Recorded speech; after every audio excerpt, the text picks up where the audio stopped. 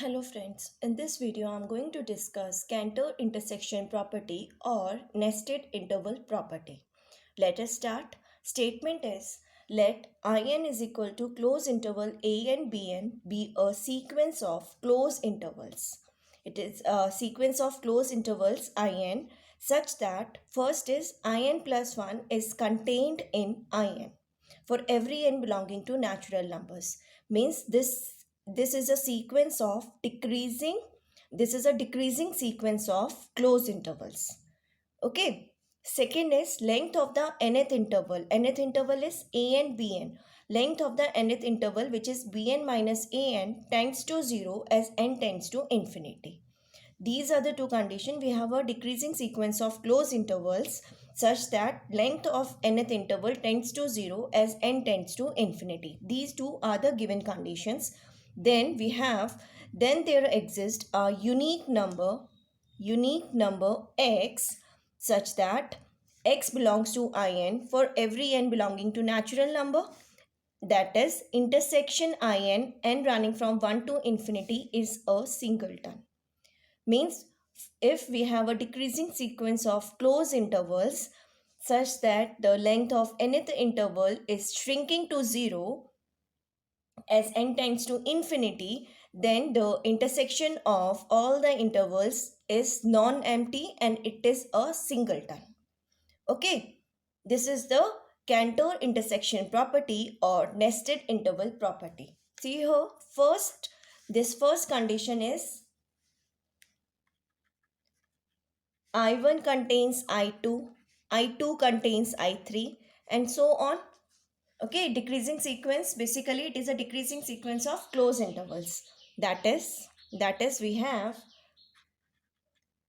I1 is A1, close interval A1 B1 contains close interval A2 B2 contains close interval A3 B3 and so on. Okay, that is if we have this, here we have A1, here we have B1. This is closed interval A1 B1. Then A1 B1 contains A2 B2, A2 B2, closed interval A2 B2 contains A3 B3. So on, if it is our AN BN IN, then it contains an plus 1 bn plus 1. Like this we have decreasing sequence of closed intervals. Then the statement is first is in plus 1 contains in, means we have this type of sequence, decreasing sequence of closed intervals. Next, the length of the nth interval is shrinking to 0. It tends to 0 as n tends to infinity. This is our second condition. Then conclusion is there exists a unique x such that, see here, length of the interval is decreasing, it is tending to 0. It can be seen here also, no? A1 B1 contains A2 B2 contains interval A3 B3 and so on. Length is decreasing to 0. Okay, length is tending to 0 basically as n tends to infinity. Okay, these are the two conditions. Then the conclusion is then there exists unique number x such that x belongs to in for every n. Okay, that is singleton in is a singleton. Intersection in is a singleton. Intersection of all the intervals n running from 1 to infinity is a singleton. Okay, this is the conclusion. Means here we can say there exists x belonging to all the intervals. Means x belongs to intersection in. Okay, here. Clear? This is the conclusion of the statement Cantor intersection property or the nested interval property. Okay, we are now going to prove this statement or this theorem. Okay, if we have these two conditions, second is, I can say here, second is length of the interval. Second statement is, this second condition is basically like second is length of the interval is shrinking to 0. Is shrinking to 0. Okay, these are the two conditions. Then theorem says that I will write this. Then the theorem is, then the theorem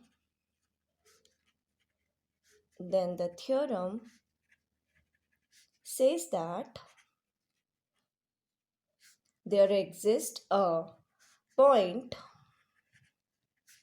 which is common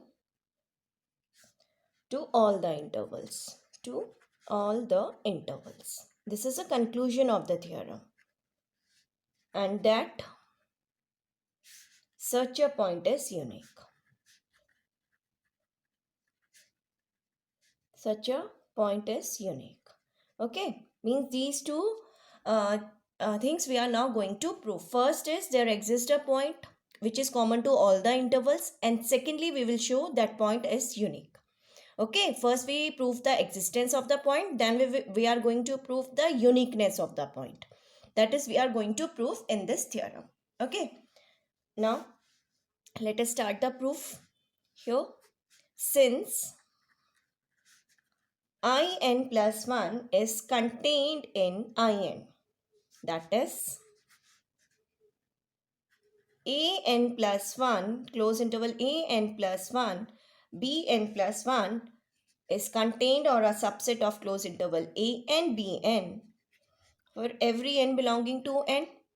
Okay, means here what we are having, if it is a and bn, then this is an plus 1 bn plus 1.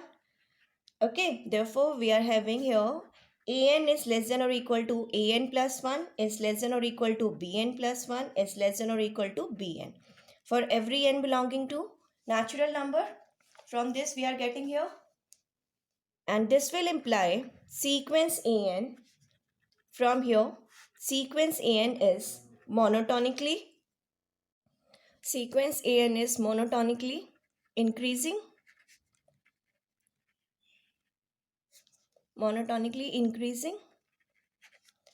and from here we get sequence bn is monotonically decreasing. Okay, also in is contained in I1 for all n belonging to natural number. That is, if it is a1 b1, then this is an bn, and from here we get a1 less than equal to an less than equal to bn less than equal to b1 for all n belonging to natural number. That is, we are getting here an is less than or equal to b1 and bn is greater than or equal to a1 for all n belonging to n. Clear? Now we see that an sequence an is monotonically increasing and it is bounded above. Therefore, by monotone convergence theorem, sequence an is convergent. Same way, sequence bn is monotonically decreasing and bounded below. Therefore, sequence bn is also convergent. Okay. Let us write this.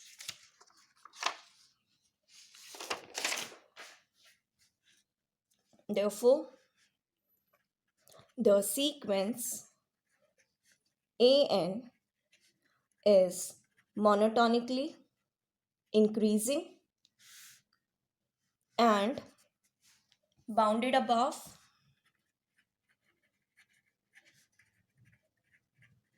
Therefore, by monotone convergence theorem,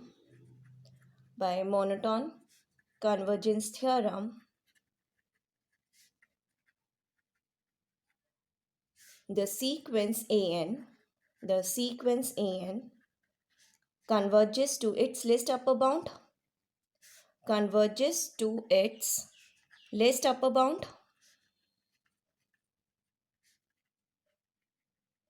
say a. Let it be a. Least upper bound be a. Same way, also the sequence bn is monotonically decreasing and bounded below, and bounded below. Therefore, again by monotone convergence theorem, monotone convergence theorem,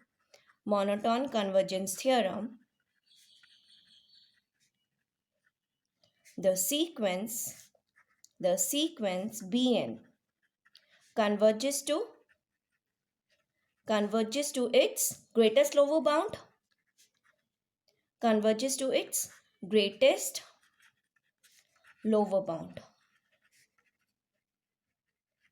say B. Okay, clear?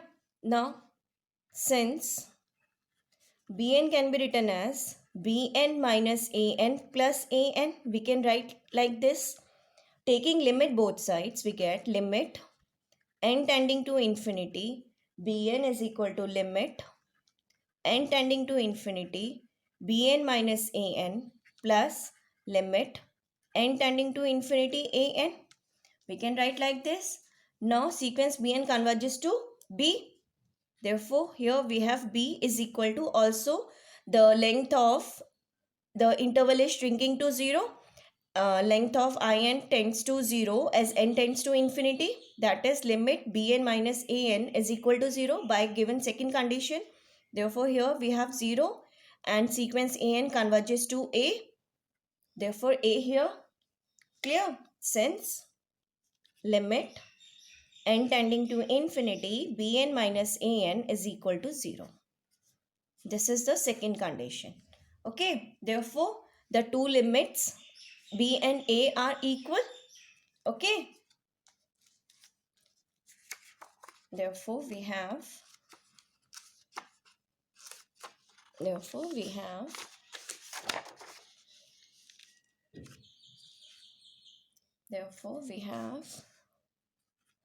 A is equal to B is equal to, let it be equal to X, say. Okay, let it be equal to X. Okay, now X is the least upper bound of sequence A and least upper bound of sequence An. Therefore, by definition, An is less than or equal to X for all n belonging to n. Also, X is the greatest lower bound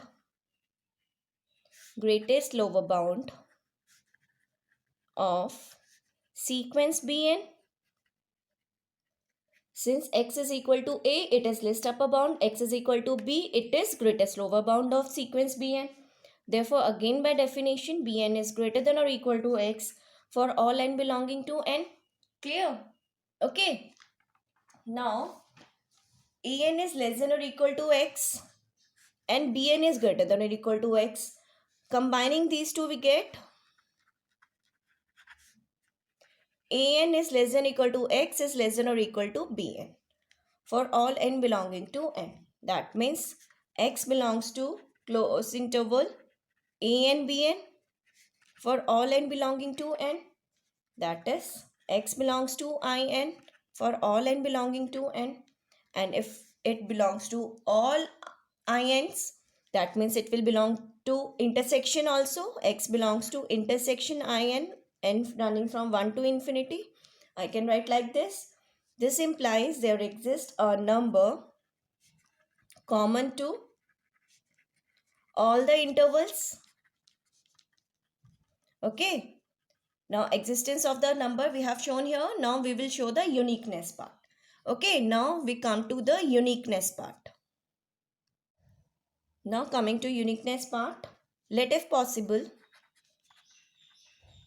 This is the uniqueness part. If possible, suppose that X and Y are two distinct points, distinct numbers common to all the intervals. Distinct numbers common to all the intervals. Okay, we are now going to show X is equal to Y.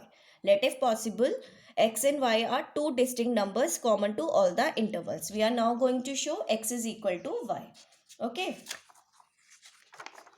then uniqueness part will be done. Clear? Now, then x belongs to closed interval a and bn for all n, and y belongs to closed interval a and bn for all n. Okay.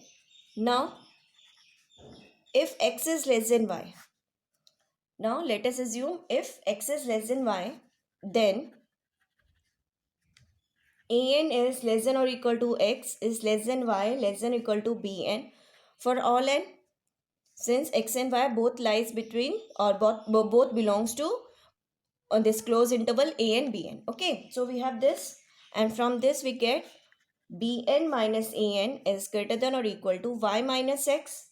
Okay, and let epsilon b is equal to y minus x, which is positive since x is less than y. So y minus x is positive, and we are taking y minus x to be equal to epsilon. Okay, then bn minus an is greater than or equal to epsilon for all n. From here, mark this as 1.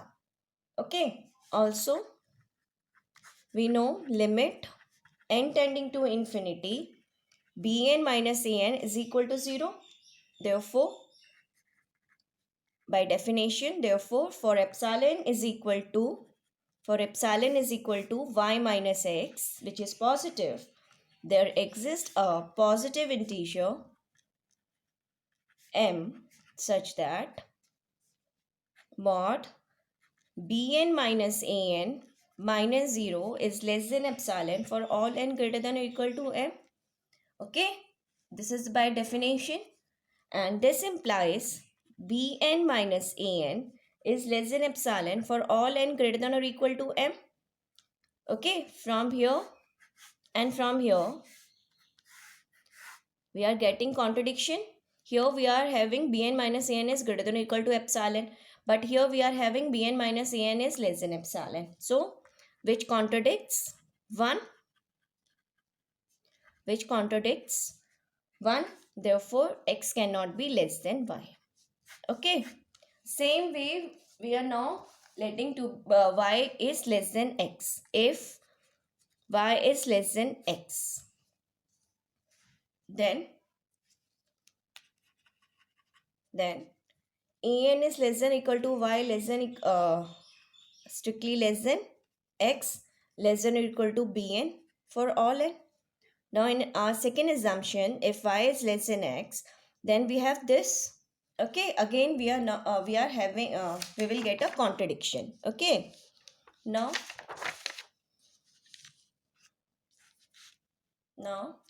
this implies bn minus an is greater than or equal to x minus y. Let epsilon is equal to x minus y, which is positive since y is less than x. Then bn minus an is greater than or equal to epsilon for all n. Mark this as 2. Okay, again limit n tending to infinity bn minus an is equal to 0. Therefore, for epsilon is equal to x minus y, which is positive, there exists a positive integer m such that mod bn minus an minus 0 is less than epsilon for all n greater than or equal to m. That is, bn minus an is less than epsilon for all n greater than or equal to m. From here and from equation number 2, which contradicts 2, we are having a contradiction which contradicts 2. Therefore, y is not less than x. Okay, now x is not less than y is not less than x. Therefore, we have x is equal to y. Clear?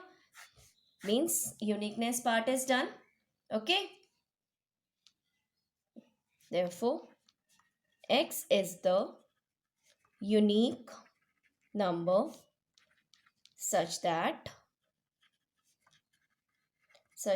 x belongs to In for all n belonging to natural number, or we can say intersection n from 1 to infinity is equal to singleton x, a singleton. Hence the theorem, Cantor intersection property or nested interval property. Clear? Okay, now we note that the word closed in the statement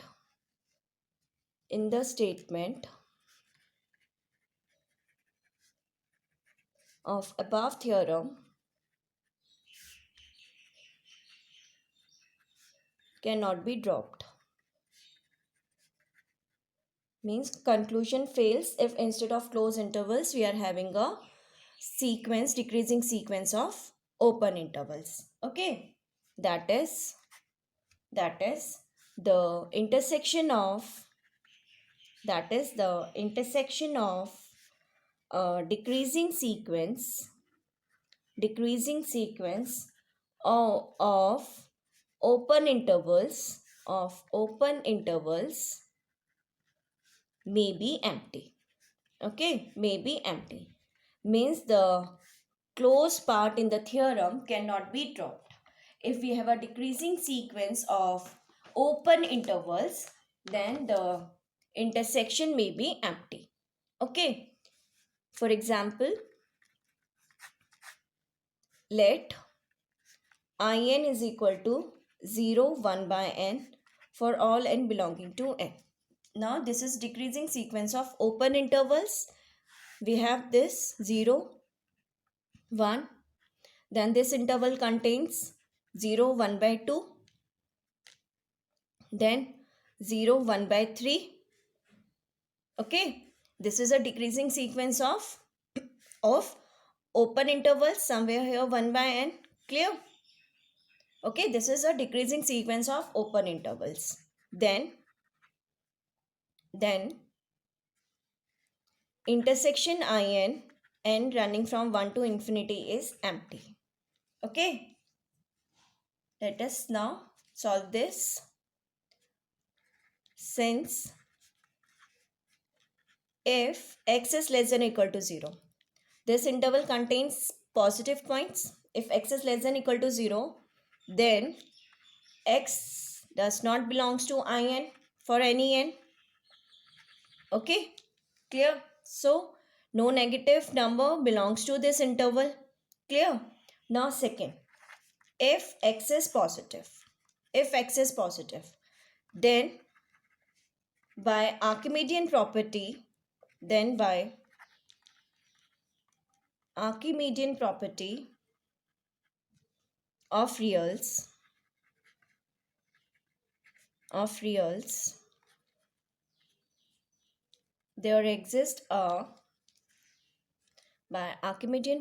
of reals, there exists a positive integer,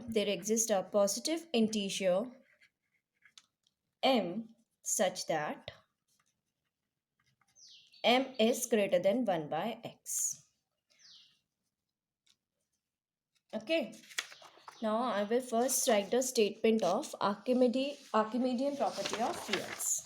First write the statement, then I will explain this problem. Okay, Archimedean property of real numbers. Very, very important property. Archimedean property of real numbers. Statement is, if x is a positive real number, and y is any real number. If x is positive real number and y is any real number, then there exists a positive integer n such that nx is greater than y. If x is any positive real number, y is any real number, then there exists a positive integer n such that nx is greater than y. This is Archimedean property of real numbers. Okay, now here in this theorem we are taking x is positive any real number. In this particular example, x is any positive real number, and take y to be 1. Take y to be 1. Then there exists a positive integer n. We are taking here in this particular example n to be m. Then using this property we have mx is greater than 1 or m is greater than 1 by x. Okay. So we are having this m is greater than 1 by x. Clear? Using Archimedean property of real numbers. X is positive any real number, y is any real number. In particular, we can take y to be 1. Then there exists a positive integer n, or we can write positive integer m such that nx is greater than y. Okay. Here in this particular example, we have taken y to be 1 and n is equal to m. Then mx is greater than 1 or m is greater than 1 by x. Okay. Clear? Now, m is greater than 1 by x means 1 by m is less than x. Okay. And this will imply x does not belongs to Im interval. Since Im is 0, 1 by m. If 1 by m is less than x, then x cannot belong to this open interval. And if x does not belongs to Im, therefore x does not belongs to intersection also. Okay. Therefore intersection is empty. Intersection In is empty. N from 1 to infinity. Okay. Therefore closeness part in the theorem cannot be dropped. Okay. If we have a decreasing sequence of open intervals, then the intersection may be empty. Okay. Clear? Now that's it for this video. If you have any queries or any suggestions, please write to me in comment box. Thank you.